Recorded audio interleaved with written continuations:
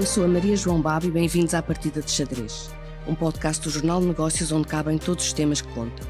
Com Gonçalo Moura Martins e António Ramalho, dois gestores com uma experiência de décadas em grandes empresas, que de 15 em 15 dias olham para o tabuleiro da economia e analisam as jogadas. Na Partida de Xadrez queremos debater os grandes temas da atualidade económica, sempre num jogo de cavalheiros. Os resultados históricos da banca em 2023 são o tema deste quinto episódio. Os 5 maiores bancos somaram lucros de mais de 4 mil milhões de euros no ano passado, o equivalente a 12 milhões por dia. Para esta subida de mais de 70% em relação a 2022, contribuiu a escalada das taxas de juros decidida pelo Banco Central Europeu para combater a inflação, o que fez disparar a margem financeira, que resulta da diferença entre os juros cobrados nos empréstimos e os juros pagos nos depósitos. Hoje é Gonçalo Moura Martins que está a jogar com as brancas. Pergunto-lhe se estes resultados da banca são excessivos. São históricos. Não sei se são excessivos no sentido da conotação pejorativa que se lhe está a querer atribuir de que sejam indevidos, que sejam mais do que seriam devidos. E eu penso que eles são devidos e são legítimos. A pergunta é se relativamente a resultados tão expressivos, que isso é perfeitamente consensual, até pelos próprios bancos, se não deveria ter havido alguma autocontenção dos bancos relativamente, obviamente face ao momento que atravessamos, relativamente aos resultados que apresentaram. O lucro é um pressuposto da atividade económica e é o fim das empresas. Isso decorre da própria lei. A lei diz que as sociedades comerciais têm por fim último o lucro. E, portanto, o lucro é uma coisa boa. Demonstra e traduz uma atividade económica saudável e traduz dinamismo na economia. E a saúde da economia beneficia toda a sociedade em geral. Mas a forma como estes lucros em concreto foram obtidos, isto é, com a rapidez com que se subiu as taxas aos empréstimos e a lentidão com que se remunerou os depósitos, podia ter sido feito... Essa é a questão. Ou seja, eu entendo que os lucros são um pressuposto da atividade económica, não posso pensar de outra maneira, e quem diaboliza os lucros não percebe como é que a economia deve funcionar, é um erro profundo. O que eu digo é que existiu da parte da banca relativamente a duas questões muito específicas, talvez uma excessiva exploração dessa realidade, de um contexto que ela não controlava e de um contexto que ela a controlava. O contexto que ela não controlava foi a subida meteórica, anormal, histórica das taxas de juros ativas. O que ela controlava era, obviamente, o crescimento paralelo e em paralelo das taxas de juros passivas, da remuneração, obviamente, dos depósitos. Outra coisa que também a banca controlava era o nível de comissões que continuou a cobrar aos clientes, que são as duas questões para mim determinantes para perceber se esse autocontrole deveria ou ter existido com maior exigência à banca ou não. A banca é um player, um ator fundamental da atividade económica e das sociedades modernas. Ela não só é fiduciária das poupanças da população, dos portugueses, neste caso, em Portugal, mas como é também o dinamizador e o financiador da economia. Portanto, é determinante que ela tenha uma atividade sã. E por isso mesmo, por esse especial papel que a banca tem na vida das sociedades, ela é altamente regulada e deve-o ser. E para a banca não é igual para uma empresa qualquer quando corre bem ou quando corre mal, como nós sabemos quando corre mal. Portanto, a questão que pode estar aqui, e enfim, é um tema que vamos explorar com mais detalhe hoje, é se houve de facto, ou se devia ser exigível à banca um maior autocontrole nestas duas dimensões, nas taxas de juros, no crescimento das taxas de juros passivas e no nível de comissões que cobrou. Já lá vamos, mas se calhar queríamos ouvir o António Ramalho também sabendo quer dizer, é importante que os bancos sejam rentáveis, mas o que é que pensa destas atuais taxas de rentabilidade? Eu penso que estas atuais taxas de rentabilidade demonstram aquilo que se verificou nos últimos 10 anos, que foi uma recuperação muito significativa daquilo que era a qualidade da atividade bancária, que aliás era típica dos anos 90 do século passado e que depois foi-se degradando no início deste século. De facto, se nós pensarmos bem, os 5 maiores bancos tiveram de facto 4,308 mil milhões de euros de lucro este ano. Se compararmos com o que aconteceu em 2013 nós anunciávamos para estes mesmos 5 bancos um prejuízo acumulado de 1,150 mil milhões. Portanto, de facto, tivemos uma transformação muito significativa nestes últimos 10 anos. O que importa perceber é que a banca moderna trabalha, e o Gonçalo disse muito bem que estes lucros são históricos e não se irão repetir. Mas, de todas as maneiras, é importante saber que a banca moderna trabalha em função de volumes de capital muito significativos. Isso foi uma das principais transformações que a crise de 2008-2012 trouxe. E, portanto, também termos a ideia que o capital que neste momento os acionistas alocaram aos bancos é nada mais nada menos que 28,542 mil milhões de euros. Isto é, estes 4 mil milhões são para remunerar dinheiro entregue aos bancos pelos seus acionistas de 28,542 mil milhões de euros. O que significa, tecnicamente, que de facto a taxa de retorno que os bancos estão a ter sobre o seu capital, ou que os acionistas estão a ter sobre o seu capital, está neste momento em valores historicamente bastante elevados, mas temos até 3 tipos de situações. Temos um banco em Portugal com uma rentabilidade a capitais próprias superior a 23%, que aliás é um banco que se percebe que é o Santander, pelas suas circunstâncias específicas, está suportado num capital mais pequeno e muito suportado na estrutura consolidante em Espanha. Temos depois 2 bancos a trabalhar com rendibilidades de 16%, que é o BPI e o BCP, e depois 2 bancos a trabalhar com rendibilidades na ordem dos 20% sobre capital, que é a Caixa Geral de Depósitos e o Novo Banco. É de facto um número impressionante do ponto de vista de remuneração aos capitais dos acionistas. Mas temos que pensar que eram os mesmos acionistas, ou em alguns casos eram os mesmos acionistas, não em todos, que em 2013 e de 2013 até 2019 tiveram a suportar a inexistência de resultados da banca pelas dificuldades que transmitiram. É a altura de remunerar adequadamente esse capital investido? Eu acho que o Gonçalo tocou num ponto que é fundamental, que é o seguinte: a banca em 2008 e 2012, quer queira, quer seja justo, quer seja injusto, ganhou uma reputação que tem que recuperar. Isto é, perdeu, a sua relação com os seus clientes continua a ser muito intensa e muito boa e muito leal, mas a verdade é que a sua imagem pública foi altamente prejudicada pelo conjunto de circunstâncias específicas que se verificaram em muitas das instituições financeiras. E o que aconteceu basicamente é que a banca tem agora a dificuldade de simultaneamente servir a economia e promover a economia e simultaneamente, durante um longo período, reabilitar-se aos olhos da população em geral. Quer queiramos, quer não, essa é a função hoje em dia do gestor bancário. Tem-o feito em pequenas demonstrações. Fê-lo na recuperação do sistema a partir de 2014, sem dúvida. Fê-lo na pandemia, de uma forma muito suportada. E até vamos ver que o terá feito no crédito à habitação, nesta subida de taxas de juros, porque o nível de sinistralidade está tão baixo que demonstra que a banca soube acomodar, conjuntamente com as famílias, uma situação que obviamente tinha níveis de risco significativos pela subida das taxas de juros. Mas a verdade é que a banca vai ter que continuar a fazer esse trabalho de reabilitação, e esse trabalho de reabilitação passa por alguma contenção. Como é que essa contenção deve ser feita é um problema que vamos discutir com certeza neste programa. Mas eu, neste momento, o que queria era louvar o facto do sistema bancário como um todo, com os mesmos 5 bancos principais e determinantes que desde os anos 90 do século passado dominam o sistema financeiro português, porque nós temos 5 bancos a dominar o sistema financeiro português de uma forma muito clara, conseguiram sair de uma situação de prejuízos acumulados para serem hoje um exemplo de rendibilidade em toda a Europa. E isso tem uma parcela daquilo que nós falámos, passivos e ativos, mas também tem uma parcela de trabalho de casa feito pelos bancos, que depois iremos ver aqui em alguns números. Mas a questão do Gonçalo Moura Martins é que estes resultados não foram ou não conseguidos com também algum bom desempenho dos bancos?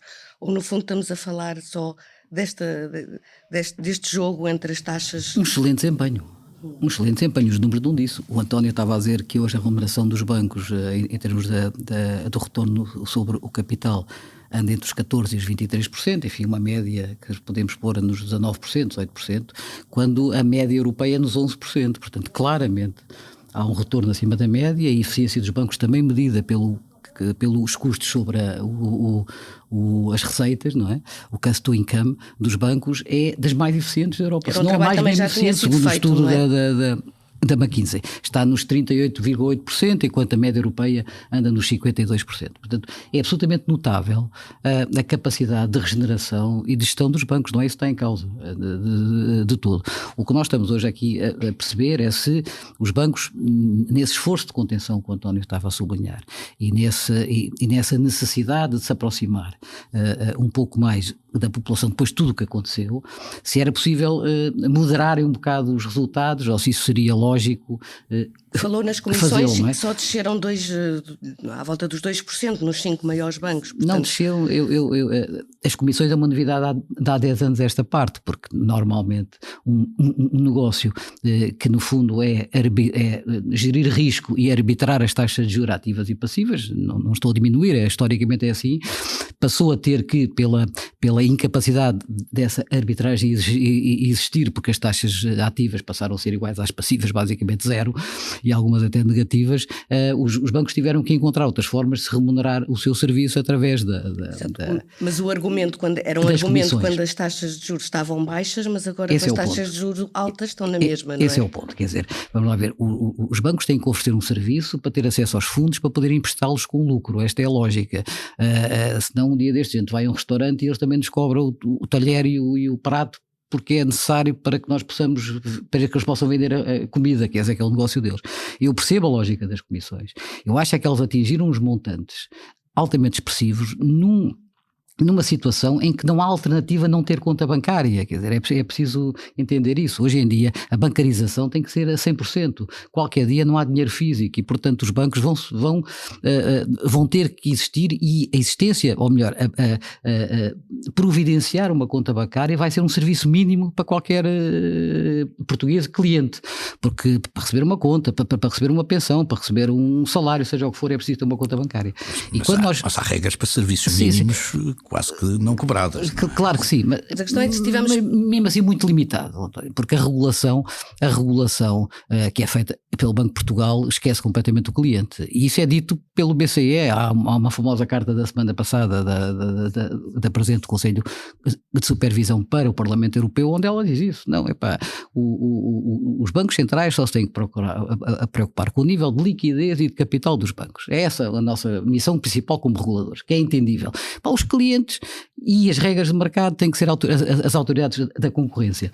Era preciso mais consciência social da banca. Um pouco mais. Nós temos, em 2019, o nível de comissões dos 6 principais bancos andou nos 2,1 mil milhões cobradas aos clientes. E o ano passado chegou aos 2,3.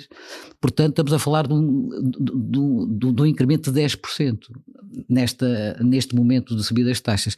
Acho que era um tema que eu, procuraria, porque hoje em dia, de facto, por qualquer coisa que se faça na banca, cobra-se uma comissão. E imagino que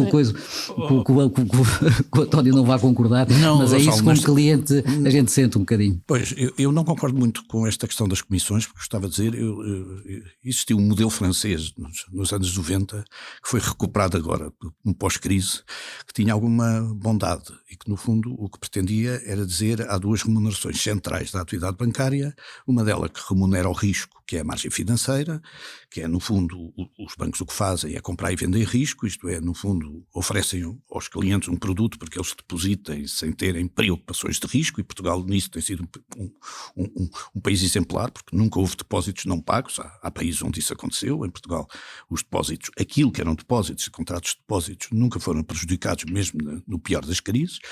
E depois existe, digamos assim, um crédito de risco que é tomado, porque quando nós emprestamos dinheiro à papelaria ou prestamos dinheiro à maior empresa do país, estamos obviamente a assumir risco ao nível da banca. Mas subiu-se as comissões para, no fundo, os bancos conseguissem manter lucros num contexto de taxas muito negativas até, não é? E agora elas mantêm-se. Maria João, mas isso é que eu queria dizer, que é um pressuposto que faz parte hoje em dia de um mito urbano, mas que não corresponde integralmente à verdade. Subiu-se as comissões, ou procurou-se colocar as comissões para aquilo que eu lhe dizia, que era um hábito que já se referiu no final do século passado, passado e que me parece boa banca, que é para que as comissões paguem de facto os serviços que são prestados pelas instituições financeiras e que normalmente correspondem a pelo menos 50% dos custos administrativos que a banca suporta. Isto era um conceito muito francês. Os franceses achavam que do cost income, 50% do cost income, ou 55%, 60% do cost income deveria ser pago pelas comissões. Se nós formos ver isto, não estamos longe deste momento. Agora, que as comissões devem ser revistas em função delas só serem atribuídas a prestação de serviços exatamente existentes, efetivos, sim. Que existe uma joia de pertença ao sistema, também é verdade que existe. Isto é como ser sócio do sistema. Aí o Gonçalo diz, bom, toda a gente tem que pertencer ao sistema. E é assim, mas esse sistema é um sistema de ATMs, é um sistema tecnológico, é um sistema de comunicação, de conectividade, de segurança, que naturalmente tem que ser pago. Portanto, também há de haver, digamos assim, um custo inicial de pertença ao sistema. Agora, a margem financeira que é responsável pelo crescimento. Aliás, os números que foram ditos são exatamente aquilo que aconteceram, o que nós tivemos, mas foi um crescimento pequeno de 200 milhões de euros, parece muito dinheiro, mas não é, digamos assim, no cômputo global, mais que isso que subiram os custos, de 200 milhões de euros em comissões de um ano para o outro, que também subiu particularmente... Uma intervenção por via legislativa do Governo para travar e proibir algumas comissões. É verdade, mas eu acho que... Foi só no âmbito da habitação, do crédito da habitação, foi muito limitado. Mas no cômputo geral... Foi muito limitado. Essa preocupação, mas foi muito limitado. Parece que esse seja o melhor modelo para deixar... O modelo deve ser concorrencial e nós hoje em dia sabemos até que existem muitos operadores do mercado a tentar entrar com sistemas de gratuitidade e de isenção. O que eu chamo a atenção é que a grande subida verifica-se na margem financeira. E a margem financeira que atingiu valores superiores a 2,5%, eu tenho muitos anos de banca e, portanto, 2,5% é um número de margem financeira razoavelmente improvável, tem muito a ver com o sistema tal como ele é desenhado para a banca portuguesa entre ativos e passivos, porque nós temos os ativos, todos eles dependentes de mercado, sobretudo com grande dimensão do crédito à habitação indexado, e temos os passivos, todos eles dependentes de taxas administrativas, que são as taxas que o próprio banco leva e decide. E, portanto, em momentos de subida de taxas, isto é um grande benefício para a banca, em momentos de descida de taxas, isto é um grande prejuízo para a banca. Mas eu não queria ainda chegar a esse ponto, mas era sublinhar um ponto que foi aqui dito pelo Gonçalo e que é fundamental. O que nós estamos neste momento, a sentir que os bancos beneficiaram de um fantástico trabalho realizado e é isso que não deve ser esquecido. Eu dou-lhe um exemplo. Falámos do cost income, que é aquilo que é a maior eficiência de um banco. Portugal é neste momento o país, conjuntamente com a Grécia, curiosamente os países que passaram por dificuldades com o cost income mais baixo, que enfim, destes 5 bancos, não estamos a falar agora do sistema como um todo, destes 5 bancos andará pelos 35%. A verdade é que a Espanha tem 41%, a Irlanda tem 49%, a França tem 50%, a média do sistema tem 51%, portanto não está em causa. Mas mais que isso, se nós olharmos para aquilo que é de facto o crédito vencido líquido, os NPLs líquidos de provisões, que não se esqueça que foi o grande problema que Portugal teve de muito leverage que foi feito nas empresas e que foi feito nos particulares e que ficou como incobrável, nós temos neste momento 0,4 líquido, isto é, os NPLs menos as provisões em paridades para efeito, 0,4, conta a Espanha com 0,9, conta a Grécia com 2%, que aqui ainda sofre bem daquilo que foi, e contra a Irlanda e a França com 0,5, 0,6, mas batemos-nos bem, isto é, não só limpámos o balanço dos bancos, não só limpámos o risco de liquidez, mas também conseguimos fazer isto reduzindo os custos. E por isso, António, essa demonstração... esse mérito é da banca, de quem a geriu e dos gestores que hoje em dia desempenham as funções de liderança. Tudo o que estás a dizer, a excelência não só da gestão, mas também dos resultados e da solidez dos balanços da banca, etc., mais reforça a ideia que poderia ter havido uma maior contenção. É isso que eu estava a querer dizer. Portanto, isto uma dupla face. Mas eu acho que a banca tem outras hipóteses de fazer. Mas há outro tema que ainda não falámos, que é o problema da subida, da lentidão da subida das taxas passivas. Esse é outra componente, é outro tema que falámos. Aí sim, claramente foram. E em Portugal esteve na cauda da Europa, dos outros bancos europeus. Pior que nós, só a Grécia, ou seja, com mais lentidão e com taxas mais baixas, só a Grécia, segundo os dados que eu pude verificar. Mas há uma coisa que é importante dizer, que também é um alerta, que a banca já está a fazer o contrário, ou seja, que já está a descer as taxas de depósito Se pedir uma também cotação com a base partir com uma de antecipação de com o redução futuro, das ou taxas. seja, o futuro, a previsão vai ser de descidas de taxa, portanto a gente já não pode remunerar tanto, já tem que começar imediatamente a descer as taxas e vai cair no mesmo, enfim, na mesma tentação de maximizar. E este é que é o alerta, porque nós não podemos esquecer que os bancos têm sempre uma alternativa ao excesso de depósitos que têm, que é depositar o dinheiro no BCE, que remunera a 4%. Quer dizer, portanto, mesmo que haja um excesso de funding dos depósitos, que não é o caso, mas mesmo que haja, e ele hoje é muito confortável, e que tenha que ser remunerado minimamente de forma atrativa, há sempre a contrapartida dos bancos de poderem fazer o hedging, ou seja, a cobertura com depósitos no BCE é 4%.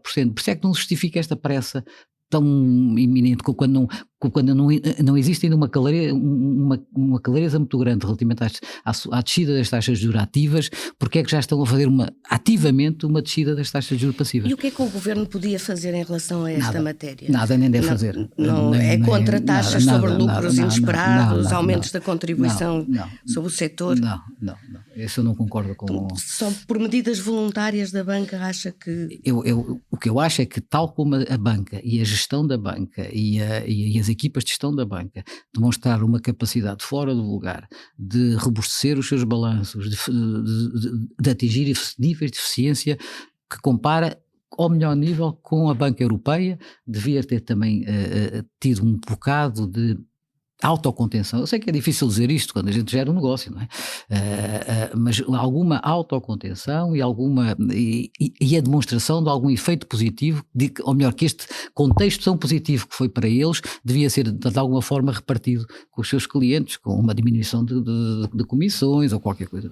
Mas a questão é essa, não havendo uma intervenção voluntária, não é, dessa tal autocontenção, devia haver uma intervenção pelo lado do Estado, António Ramalho? Não, todas as intervenções pelo lado do Estado normalmente têm uns efeitos extraordinariamente perversos e têm um risco de efeitos perversos e têm muito poucos efeitos positivos. O melhor exemplo é claramente o esforço benigno que o Estado tentou fazer em relação às prestações de crédito à habitação e em relação à renegociação do crédito à habitação, criando condições específicas para o fazer, e o que se viu foi que a maior parte das negociações foi feita fora dos padrões que foram definidos pelo Governo, e mesmo a totalidade das negociações é uma gota d'água no oceano daquilo que foi o esforço que os portugueses fizeram para acomodar o aumento das prestações da habitação.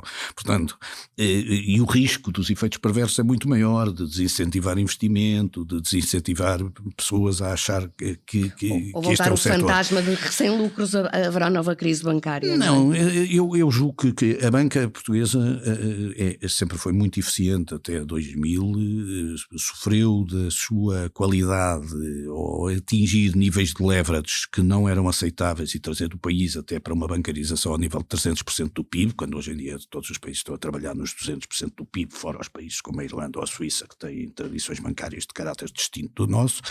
E o que isto significa basicamente é que eu acho que a banca recuperou a sua capacidade de gestão eficiente que tinha demonstrado anteriormente e conseguiu voltar, digamos assim, a pôr a banca do ponto certo.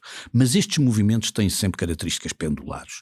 O que nós temos em 2023 ou 2024, reportado a resultados de 2023, é uma situação totalmente excepcional, pelo qual todos beneficiaram do pêndulo ser mais favorável ao aumento da margem financeira, à preservação das comissões num quadro de concorrência que é muito agressivo e àquilo que foi o bom comportamento que a economia teve.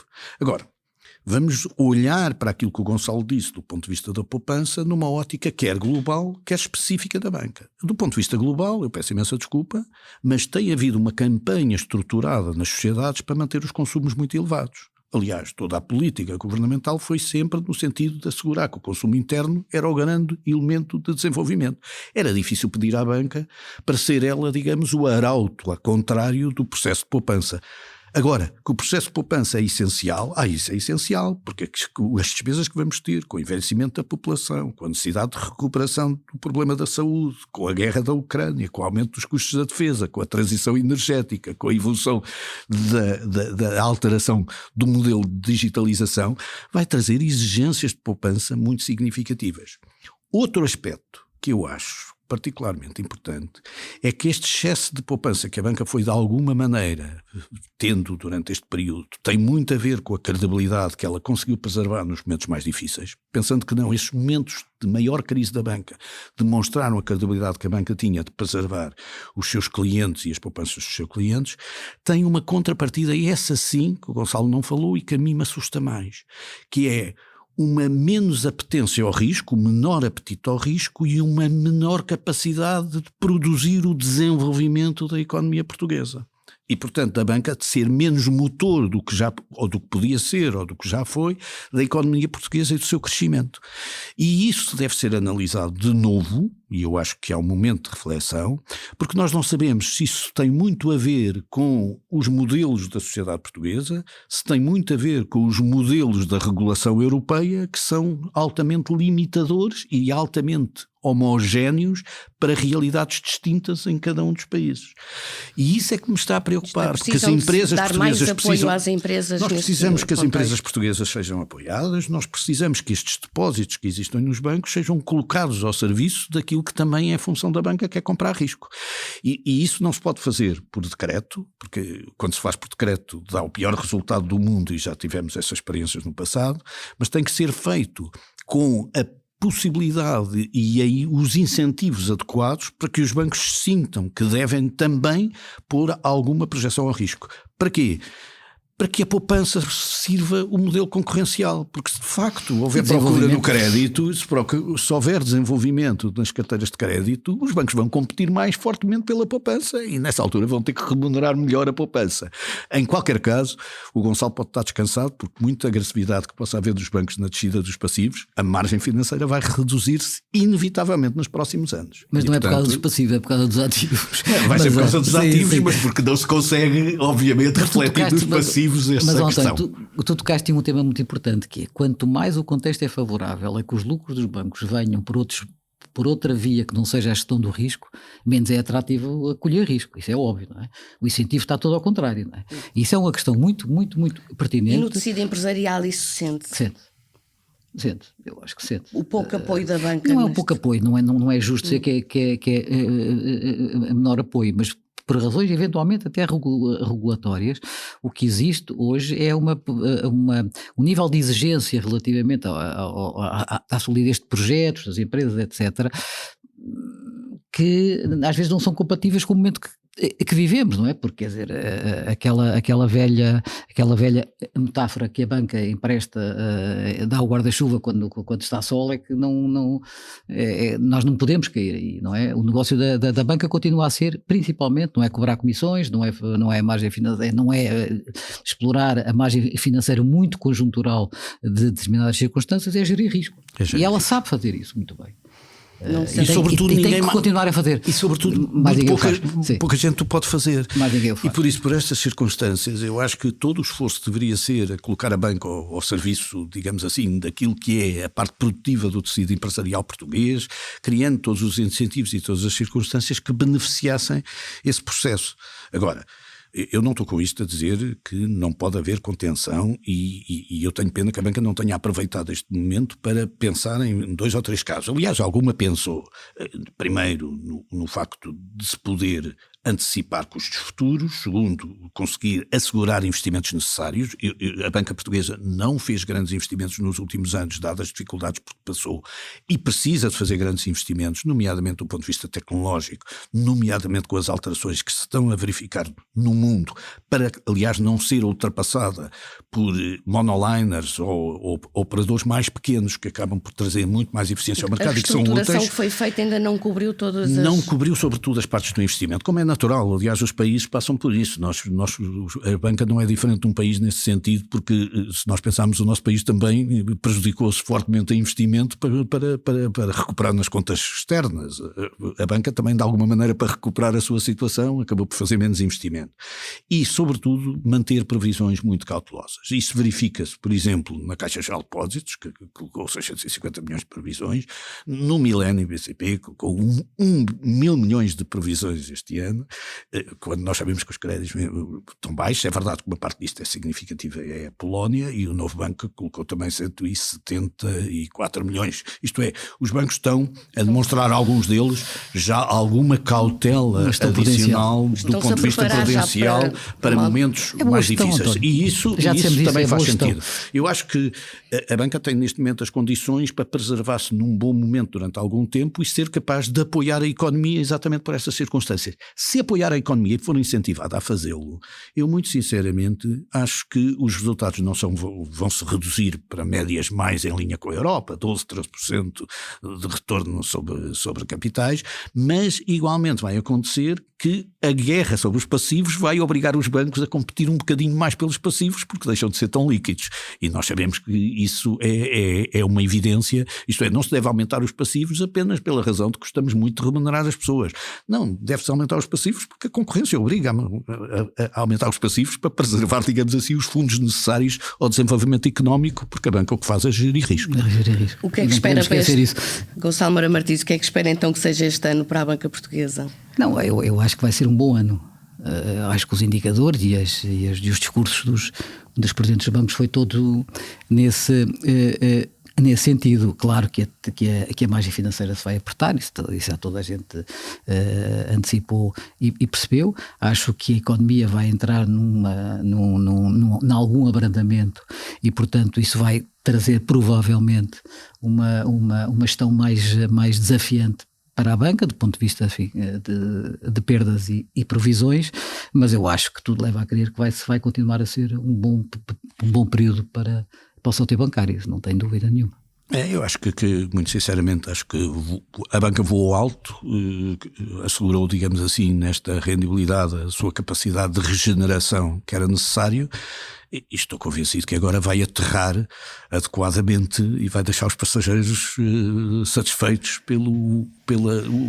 agora costuma-se dizer, pela journey que foi necessário fazer e que no fundo encerra um período que começou em 2000, eu diria quase que em 2010, porque 2008 a 2010 foi um bocadinho atípico, mas começou em 2010 e que termina em 2023, demonstrando a capacidade da banca com algum esforço de toda a gente, mas que, sobretudo a partir de 2000, chama a atenção que a partir de 2015, com a introdução do modelo de resolução, até os problemas que vieram a surgir, foram todos eles suportados pelo próprio sistema financeiro, e o sistema financeiro teve que correr, em alguns casos, à capitalização de outros bancos. Esta partida de xadrez acaba mais uma vez empatada, é a altura das sugestões. Gonçalo Moura Martins quer falar sobre um documentário da Netflix. Isso. Sabe que agora vivemos um bocado uma nostalgia relativamente generalizada e estamos todos a recuperar os grandes ídolos da música dos anos 70, dos anos 80. Há uma série de biografias a sair, acabou de sair uma dos Beatles, interessantíssima, enfim, e de outros. Mas eu vinha chamar a atenção para um documentário da Netflix que se chama Bowie, The Man Who Changed the World, sobre o David Bowie, que é um músico absolutamente notável, era apelidado pelo o camaleão do rock, porque ele era ator, era um performer, era um tipo absolutamente notável, muito precursor do ponto de vista estético e do ponto de vista de ir muito para além do que era apenas e só a música. Foi o primeiro músico em 72 criou um heterónimo musical, que normalmente só os escritores é que fazem, com o Ziggy Stardust, que acabou por ser em alguns momentos mais conhecido que o próprio Bowie. Ele teve músicas absolutamente notáveis, o Heroes, Let's Dance, Under Pressure, enfim, Modern Love, o China Girl, e era também um grande produtor de música, que as pessoas às vezes não conhecem muito bem essa faceta. Ele foi responsável por o grande hino dos anos 80, o Passenger do Iggy Pop, e o Walking on the Wild Side, por exemplo, do Lou Reed, quando o Lou Reed começou uma carreira a solo depois de sair dos Velvet Underground. E é um documentário sobre a vida dele, mas é muito curioso, é porque ele foi altamente inovador, é preciso dizer isto, que é, ele criou o primeiro canal numa incipiente internet que estava nascente, uma coisa chamada Bowie Net, que foi cedo demais e portanto era uma rede social perfeitamente atípica, porque nasceu muito antes do tempo, e foi o primeiro, muitos fizeram depois, mas foi o primeiro a cotar o seu catálogo de direitos de autor presentes e futuros na Bolsa em Nova Iorque. Ele cotou e depois emitiu umas chamadas Bowie Bonds, que com uma maturidade a 10 anos, que foram cotadas, devolvido o capital e remunerado, foram um sucesso. Antes da crise financeira, foi em 2007 que acabou. E depois também, em 99, foi o dos músicos que mais lutou contra o Napster, como sabem, foi aquele software que nasceu, aquela aplicação, enfim, que não pagava direitos de autor e acabou por ser encerrada, mas ele foi um grande lutador contra isso. Em 8 de janeiro de 2016, no dia em que fazia 69 anos, editou o seu 25º e último álbum, o Black Star, e morreu 2 dias depois. Morreu no dia 10, com cancro, do dia 10 que ninguém sabia que estava doente. Que ele ocultou a toda a gente. Enfim, fica a homenagem e fica a sugestão. António Ramalho, quer sugerir uma caminhada? É verdade, não posso deixar de associar ao Bowie e vou ver seguramente vou seguir esta sugestão do Gonçalo e ver seguramente este comentário na Netflix. Eu, pelo contrário, venho trazer as pessoas para fora de casa e sugerir que neste início de primavera, porque estamos a chegar à primavera, as pessoas façam um percurso que eu acho que vale a pena fazer e que é uma situação que em Lisboa é particularmente interessante, e como temos muitos ouvintes de Lisboa, é uma sugestão que lhes deixo, que é tomarem o comboio que faz Sintra a Zambuja. Portanto é um comboio que passa por todo o centro da cidade, que tem estações em Sete Rios, em Entre Campos, no Arieiro, no Oriente, irem até a Póvoa de Santiria e depois da Póvoa de Santiria irem a pé até ao Passeio do Tejo, que é o novo passadiço que está feito. São cerca de 14, 15 quilómetros e é uma experiência absolutamente encantadora nesta altura do ano, é muito saudável, já tem muita gente. É verdade que eu faço este passadiço de bicicleta, mas 14, tenho visto cada vez, quilómetros mas a pé. Para quem quiser são 3 horas seguramente a caminhar, é um caminho já muito bonito, e eu acho que se as pessoas fizerem isto hoje e se fizerem isto daqui a 2, 3 anos com a flora e a fauna que se está a desenvolver naquela região, vão sempre ao longo do Tejo e vão chegar ao Parque Expo e fizeram, digamos assim, uma coisa excelente. Se quiserem levar o Spotify, podem ouvir o Bowie e o Black Star e então têm as duas coisas em conjunto que é ótimo. Eu vejo muita gente a caminhar e acho muito saudável, e é de facto um investimento muito interessante que foi feito no seguimento das Jornadas da Juventude e que ficou feito para as pessoas e para o uso e usufruto da cidade de Lisboa, que já tinha alguns passadiços, mas não nenhum com estas características, numa zona que ainda por cima era uma zona esquecida da zona de Lisboa. Esta foi a Partida de Xadrez, um podcast que pode ser ouvido no site do Negócios e nas principais plataformas. Os jogadores residentes António Ramalho e Gonçalo Moura Martins voltam daqui a 2 semanas a colocar as peças em cima do tabuleiro.